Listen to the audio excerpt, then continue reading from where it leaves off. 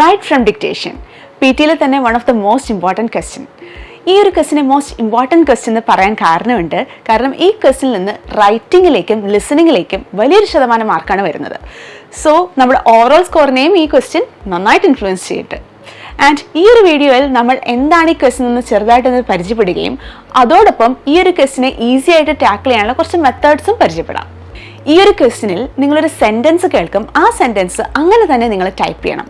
അതായത് ആ സെൻറ്റൻസിലുള്ള എല്ലാ വേർഡ്സും അങ്ങനെ തന്നെ ടൈപ്പ് ചെയ്യണം. ഒരു സെൻറ്റൻസ് ആണ്, അപ്പോൾ തുടങ്ങുമ്പോൾ ക്യാപിറ്റൽ ലെറ്റർ യൂസ് ചെയ്യണം. എൻഡിലെ പങ്ക്ച്വേഷൻ ഫുൾ സ്റ്റോപ്പ് ആണെങ്കിൽ ഫുൾ സ്റ്റോപ്പ് കൊടുക്കണം, ക്വസ്റ്റ്യൻ മാർക്ക് ആണെങ്കിൽ ക്വസ്റ്റ്യൻ മാർക്ക് കൊടുക്കണം. ഇങ്ങനെ തന്നെയാണ് ഈ ഒരു ക്വസ്റ്റ്യൻ നിങ്ങൾ അറ്റംപ്റ്റ് ചെയ്യേണ്ടത്. ആൻഡ് ഈ ഒരു ക്വസ്റ്റിൻ്റെ ഒരു പ്രത്യേകത എന്ന് വെച്ചിട്ടുണ്ടെങ്കിൽ PT അക്കാഡമിക്സിലെ ഏറ്റവും ലാസ്റ്റ് ക്വസ്റ്റ്യൻ, അതായത് 20th ക്വസ്റ്റ്യൻ ടൈപ്പാണ് റൈറ്റ് ഫ്രം ഡിക്റ്റേഷൻ. ആൻഡ് ഇതുപോലൊരു 3 to 4 ക്വസ്റ്റ്യൻസ് നിങ്ങൾക്ക് ഉണ്ടാകും. ഈച്ച് ക്വസ്റ്റ്യൻ നിങ്ങൾക്ക് ഇമ്പോർട്ടൻ്റ് ആണ്. ഓക്കെ, അത്യാവശ്യം ഒരു മാക്സിമം ഒരു 10 to 12 വേർഡ്സ് വരെ വരുന്ന സെൻറ്റൻസുകളാണ് ഈ ഒരു ക്വസ്റ്റ്യനിൽ നിങ്ങൾക്ക് വരുന്നത്. നിങ്ങൾക്കിവിടെ ചെറിയ സെൻറ്റൻസുകളും വലിയ സെൻറ്റൻസുകളും മാറി മാറി വരാറുണ്ട്. ചെറിയ സെൻറ്റൻസുകൾ വരുമ്പോൾ ആക്ച്വലി വളരെ ഈസി ആയിട്ടാണ് ടെസ്റ്റ് ടേക്കേഴ്സ് ടാക്കിൾ ചെയ്യാറ്. എന്നാൽ വലിയ സെൻറ്റൻസുകൾ വരുമ്പോഴാണ് അവർക്ക് ഒത്തിരി ബുദ്ധിമുട്ട് ഫേസ് ചെയ്യാറ്. സോ അതിനെ എങ്ങനെ ടാക്കിൾ ചെയ്യാം എന്നുള്ള കുറച്ച് മെത്തേഡ്സ് ആണ് നമ്മളിവിടെ ഡിസ്കസ് ചെയ്യുന്നത്.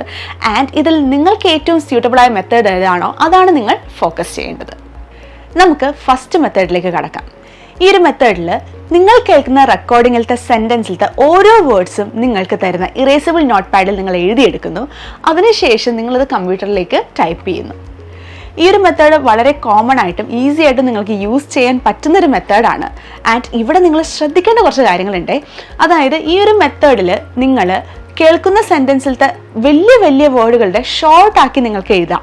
എന്നാൽ ചെറിയ വേർഡ്സ്, അതായത് പ്രിപ്പോസിഷൻസും ആർട്ടിക്കിൾസും ഇങ്ങനെയുള്ള കാര്യങ്ങളൊക്കെ നിങ്ങൾ മുഴുവനായിട്ട് തന്നെ എഴുതാതിരിക്കരുത്. കാരണം നിങ്ങളിത് ടൈപ്പ് ചെയ്യുമ്പോൾ ഈ വേർഡ്സ് മിസ്സായാലും നിങ്ങളുടെ മാർക്കിനെ അത് ബാധിക്കും. സോ ആ ഒരു സെൻറ്റൻസ് നിങ്ങൾക്ക് കംപ്ലീറ്റ് ആയിട്ട് കിട്ടണമെങ്കിൽ വലിയ വേർഡ്സ് പിന്നീടായാലും നിങ്ങൾക്കിത് ഓർത്തെടുക്കാൻ പറ്റും.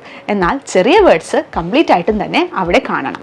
ഈ ഒരു മെത്തേഡിൻ്റെ ഒപ്പം ചെയ്യേണ്ട ഒരു കാര്യം എന്ന് വെച്ചിട്ടുണ്ടെങ്കിൽ നിങ്ങൾ ആ സെൻറ്റൻസ് കേട്ട ഉടനെ മനസ്സിൽ അത് റീകോൾ ചെയ്തുകൊണ്ടിരിക്കണം. അതായത് മനസ്സിൽ ഈ സെൻറ്റൻസ് നിങ്ങൾ പറഞ്ഞുകൊണ്ടേയിരിക്കണം. അതർവൈസ് നിങ്ങളത് മറന്നു പോകും. ഓക്കെ, അപ്പോൾ ഈ രണ്ട് മെത്തേഡും ഹാൻഡ് ഇൻ ഹാൻഡ് പോകുന്നതാണ്.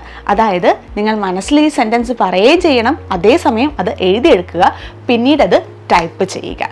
ആൻഡ് അത്യാവശ്യം ഒരു ഫുൾ മാർക്ക് തന്നെ ഈ ഒരു മെത്തേഡിൽ ചെയ്യുവാണെങ്കിൽ നിങ്ങൾക്ക് സ്കോർ ചെയ്യാൻ പറ്റും. ഈ ഒരു മെത്തേഡ് എല്ലാവർക്കും സ്യൂട്ട് ആകണം എന്നില്ല കേട്ടോ. ചില students they will literally close their eyes, concentrate to the sentence and just type it down. So നിങ്ങൾക്ക് ഏത് മെത്തേഡാണോ സ്യൂട്ട് ആകുന്നത് അത് സെലക്ട് ചെയ്ത് ആ ഒരു മെത്തേഡ് കണ്ടിന്യൂസ് പ്രാക്ടീസിൽ ചെയ്യുമ്പോൾ കൊടുക്കുക. So you can improve your right from dictation scores. നമുക്ക് അടുത്തൊരു മെത്തേഡിലേക്ക് പോകാം. ഈ ഒരു മെത്തേഡിൻ്റെ പേരാണ് ചങ്കിങ് മെത്തേഡ്. ഈ ഒരു മെത്തേഡിൽ നമ്മൾ നോർമലി ചെയ്യുന്നതിനും ഡിഫറെൻ്റ് ആയിട്ടാണ് നമ്മൾ ഈ ഒരു സെൻറ്റൻസിനെ ട്രീറ്റ് ചെയ്യുന്നത്. നമ്മൾ നോർമലി ഒരു സെൻറ്റൻസിൽ ഇത്ര വേർഡ്സ് എന്നുള്ള രീതിയിലാണ് ഫോക്കസ് ചെയ്യാറ്. അതായത് ഒരു 7 വേർഡ്സ് ഉള്ള സെൻറ്റൻസ്, അല്ലെങ്കിൽ 10 വേർഡ്സ് ഉള്ള സെൻറ്റൻസ്, അല്ലെങ്കിൽ ഒരു 15 വേർഡ്സ് ഉള്ള സെൻറ്റൻസ്, ഇങ്ങനെ വേർഡ്സിൻ്റെ കൗണ്ട് എടുത്ത് നമ്മൾ അങ്ങനെയാണ് ഈ വേർഡ്സിനെ ഓർമ്മിച്ച് ടൈപ്പ് ചെയ്യാൻ ശ്രമിക്കാറ്. ഇതിന് പകരം ഈ 10 വേർഡ്സുള്ള സെൻറ്റൻസിനെ നമുക്ക് 3 ഫ്രേസസ് ആയിട്ട് തിരിക്കാം. അതായത് 3 ചങ്ക്സ് ആയിട്ട് തിരിക്കാം. നമ്മൾക്ക് ഓർക്കാൻ ഇത്രയും കൂടെ എളുപ്പമുണ്ടാവും. കാരണം ആ സെൻറ്റൻസിലെ മീനിങ് ഫുൾ ആയിട്ടുള്ള ഫ്രേസസിനെയാണ് നമ്മൾ നമ്മുടെ മനസ്സിൽ റിപ്പീറ്റ് ചെയ്തുകൊണ്ടിരിക്കുന്നത്. സോ നമ്മൾക്ക് ഇത് ഓർത്തെടുക്കാൻ ഇത്രയും കൂടെ എളുപ്പമുണ്ടാകും. നമുക്കൊരു എക്സാമ്പിൾ വെച്ച് നോക്കാം. Suppose this is your sentence. I'm going to the supermarket to buy some cold meal for tomorrow's breakfast. ഈ ഒരു സെൻറ്റൻസിൽ ഏകദേശം ഒരു 10 to 15 വേർഡ്സ് ഉണ്ട്. ഇങ്ങനെ വേർഡ്സ് ആയിട്ട് നിങ്ങൾക്ക് ഓർത്തെടുത്ത് അത് റിമെമ്പർ ചെയ്ത് അതിനെ ടൈപ്പ് ചെയ്യുകയുള്ള ഒരു പ്രയാസമുണ്ട്. അത് ഒഴിവാക്കാൻ വേണ്ടി ഇതിനെ നമ്മൾ 3 ഫ്രേസസ് ആയിട്ട് നമുക്കൊന്ന് ഡിവൈഡ് ചെയ്ത് നോക്കാം. I'm going to the store to buy some gold milk for tomorrow's breakfast. ഇങ്ങനെ നമ്മൾ ഡിവൈഡ് ചെയ്ത് ഓർക്കുവാണെങ്കിൽ നമുക്ക് ഇത്രയും കൂടെ എളുപ്പമുണ്ടാകും. അതായത് ഇത്രയും 15 വേർഡ്സ് ആയിട്ട് നമ്മൾ ഓർക്കുന്നില്ല, 3 ചങ്ക്സ് ആയിട്ടാണ് നിങ്ങൾ ഓർക്കുന്നത്. സോ അത് നമുക്ക് എഴുതിയെടുക്കാനോ ടൈപ്പ് ചെയ്യാനോ ഇത്രയും കൂടെ ഈസിയർ ആയിട്ട് തോന്നും. വൺസ് നമ്മൾ ടൈപ്പ് ചെയ്ത് കഴിയുമ്പോൾ നമ്മൾ കുറച്ച് കാര്യങ്ങൾ ശ്രദ്ധിക്കേണ്ടതായിട്ടുണ്ട്.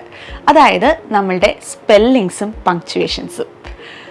നമ്മൾ ഒരു സെൻറ്റൻസ് എഴുതുമ്പോൾ അതിന് നോർമൽ റൂൾസ്, ആ സെൻറ്റൻസ് സ്റ്റാർട്ട് ചെയ്യുന്നത് ക്യാപിറ്റൽസ് വെച്ചാണ്, ആൻഡ് എൻഡ് ചെയ്യുന്നത് പങ്ക്ച്വേഷൻസ്, അതായത് ഫുൾ സ്റ്റോപ്പോ ക്വസ്റ്റ്യൻ മാർക്കോ ആ സെൻറ്റൻസ് ഡിമാൻഡ് ചെയ്യുന്ന രീതിയിലായിരിക്കും നമ്മൾ കൊടുക്കേണ്ടത്. ആൻഡ് ഇടയ്ക്ക് ആ സെൻറ്റൻസിൽ അപ്പോസ്ട്രോഫീസ് ഉള്ള വാക്കുകൾക്ക് അപ്പോസ്ട്രോഫീസ് കൊടുക്കണം. ആൻഡ് മറ്റൊരു കാര്യം, ശ്രദ്ധിക്കേണ്ട ഒരു കാര്യം സ്പെല്ലിങ്സ് ആണ്. ഇവിടെ ഓരോ വാക്കുകൾക്കാണ് മാർക്കുള്ളത്. ആൻഡ് ഒരു സ്പെല്ലിംഗ് മിസ്റ്റേക്ക് ഒരു വാക്കിലുണ്ടെങ്കിൽ ആ വാക്ക് ഇൻകറക്റ്റ് ആയിട്ടാണ് ട്രീറ്റ് ചെയ്യപ്പെടുന്നത്. സോ സ്പെല്ലിങ്സ് വളരെ കെയർഫുൾ ആകേണ്ട കാര്യമാണ്. ഇനി ഏറ്റവും പ്രധാനപ്പെട്ട കാര്യം ടൈം മാനേജ്മെൻ്റ് ആണ്. അതായത് PTയിലെ തന്നെ ഏറ്റവും അവസാനത്തെ ക്വസ്റ്റ്യനാണ് റൈറ്റ് ഫ്രം ഡിക്റ്റേഷൻ. അതായത് ലിസണിങ്ങിലെ ബാക്കി എല്ലാ ക്വസ്റ്റ്യൻസും ചെയ്തതിന് ശേഷമുള്ള സമയമാണ് നമ്മൾക്ക് ഈ 3 to 4 ക്വസ്റ്റ്യൻസിൽ ചെയ്യാനുള്ളത്. സോ ഇവിടെ നമുക്ക് ആവശ്യത്തിന് സമയം വേണം. അതിന് വേണ്ടിയിട്ട് മുൻപേയുള്ള ലിസണിങ് ക്വസ്റ്റ്യൻസിൽ നമ്മൾ എഫക്റ്റീവായിട്ട് ടൈം മാനേജ് ചെയ്യണം. എങ്കിൽ മാത്രമേ ഇവിടെ നമുക്ക് ആവശ്യത്തിന് സമയം കിട്ടുകയുള്ളൂ. പലപ്പോഴും സ്റ്റുഡൻസ് ഫേസ് ചെയ്യുന്ന ഒരു പ്രോബ്ലമാണ് ലാസ്റ്റത്തെ ക്വസ്റ്റ്യൻ അറ്റംപ്റ്റ് ചെയ്യാൻ പറ്റാത്ത വിധം ടൈം അത്രയും കൺജസ്റ്റഡ് ആയി പോകുന്നത്. സോ ഈ ഒരു അവസ്ഥ നേരിടണമെങ്കിൽ നമ്മൾ ബാക്കിയുള്ള ക്വസ്റ്റ്യൻസിൽ ടൈം മാനേജ് ചെയ്യണം. അങ്ങനെയാണെങ്കിൽ നമ്മളിപ്പോൾ ഈ വീഡിയോയിൽ ഡിസ്കസ് ചെയ്ത മെത്തേഡ്സ് ഒക്കെ നമുക്ക് ഭംഗിയായിട്ട് ഉപയോഗിച്ച് ഈ ഒരു ക്വസ്റ്റ്യനെ ഈസി ആയിട്ട് നമുക്ക് കോൺകർ ചെയ്യാൻ പറ്റും.